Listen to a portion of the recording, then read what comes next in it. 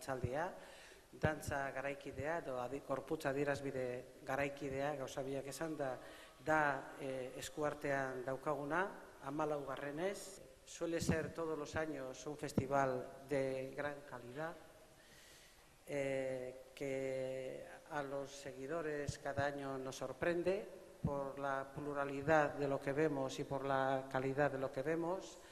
Evidentemente todo esto no es ajeno, sino todo lo contrario a la Fundición, que es la que trabaja todo el año pensando en los danzaris de Euskadi y pensando también en el Dantzaldia como escaparate para que podamos ver y disfrutar de lo que se hace en el ancho mundo en danza contemporánea y también para que veamos grupos solistas que salen tanto de la Fundición como de otros grupos de danza contemporánea en Euskadi.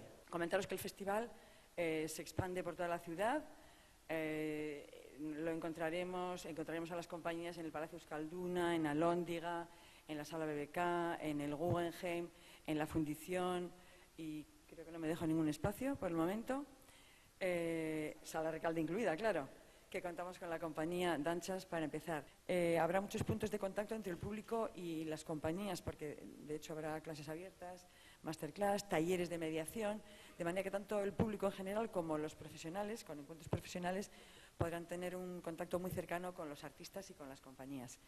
Zazpiterrietan barriro itxarote zaituztegu, os esperamos de nuevo a las 7:30 de la tarde, pero ahora vamos a ver una buena muestra.